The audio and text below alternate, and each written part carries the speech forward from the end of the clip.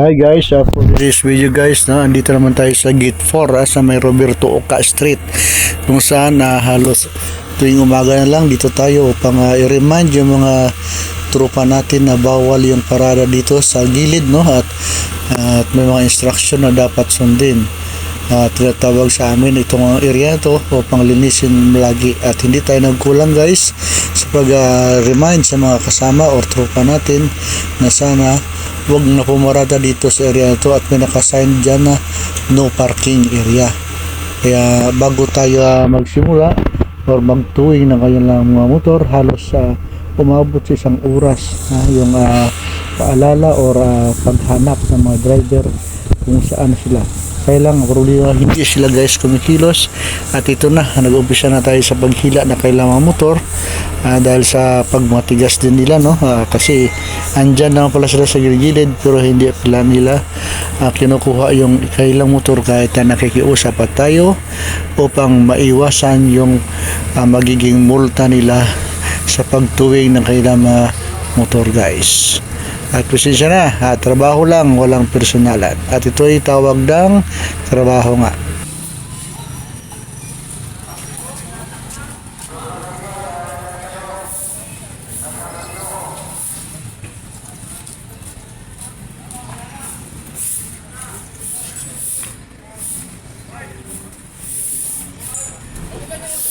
Tatlo. Oh. Wala, sobrang bait na namin eh. Halos araw-araw nakikiusap ako eh. Ako na mismo nakikiusap, ayaw maniwala eh.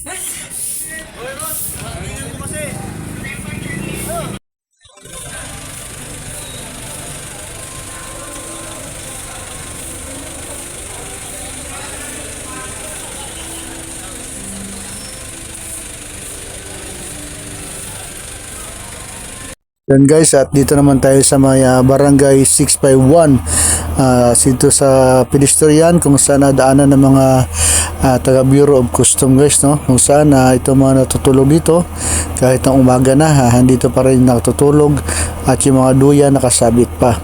Okay sana guys kung gabi walang dumadaan ng mga empleyado at mga VIP. Kaya guys, ito ating sinasaway muna, binibigyan natin ng warning na sana pagdating ng umaga malinis ng area na to upang wala tayong mapuna o hindi kayo rin at walang problema at reklamo na marinig sa opisina guys. May dumadaan. Daanan kasi mga empleyado to. Tuyo na lang.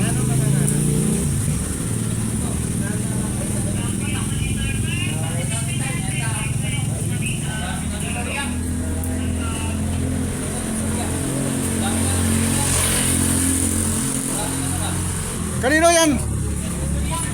Palihat. Ba't ginawang stock dyan? Tanggal mo yan Kami ito tanggal yan.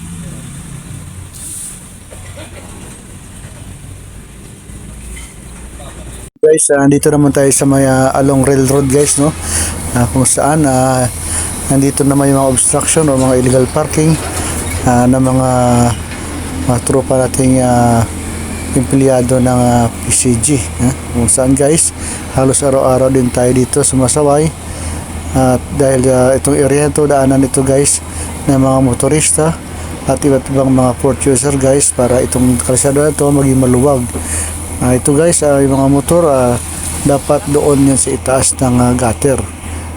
At dito naman tayo guys sa bandang 13th Street, kung saan guys may mga motor din dito at mga sasakyan na naka-obstruct at halos marumi, at ito nagwawalis na rin yung tropa para maging malinis yung area at sa pamumuno ng aming Chief Operation Sir James Lawrence Porto sa kanyang page na Port Cap TV. Please follow and share Port Cap TV guys, kay Sir James Lawrence Porto.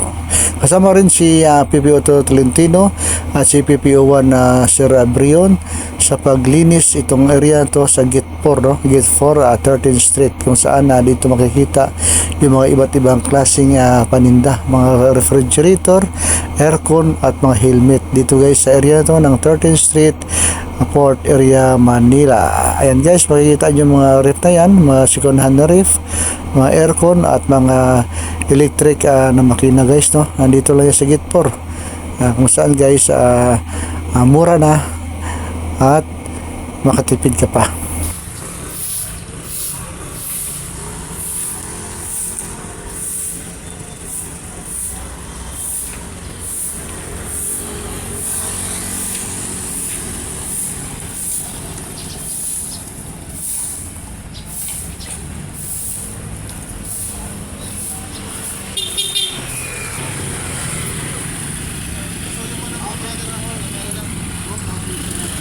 Para ano yung mga excess doon, magkasakasay na lang natin dito para maramay. Para malinis yung ano area dito. Doon. Yung makaba nun. Hanggang dito doon ilagay yung ano, hanggang dito nyo ilagay. Barrier. Yan, bakunin na natin Yan, yung oh. ano. Yan, gusto na. Kaya nagwali si Boss Okaya. Nakuha na yung sinirisa. Yung Pero tumang kanina yung ano si kagawa din kapatid niya. Oo, okay. Yung Fortuner lang bro. Tsaka yung may kumot. Oo, kay ano daw, kay bisita ni Oo, pasuloy na lang. Tomas na pinilata ng probinsya. Oo, pasuloy na lang kasi Sige sir.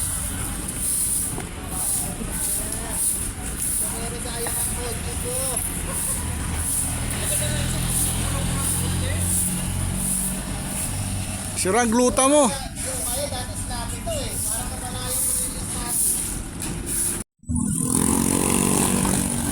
Oh. Hindi mo kaya yan. Mahaba-haba yan. Ayun. Wala system dito eh.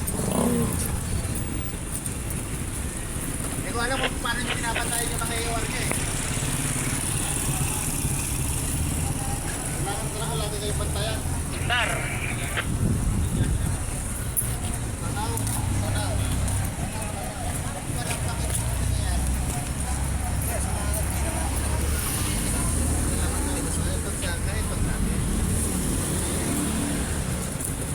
Tanda lang.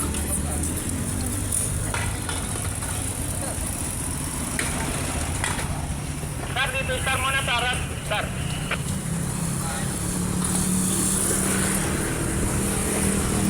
Tar, kayar. Stern. Stern alalay. Tar. Tar, kayar. Yo, sir eh. Itong tali oh.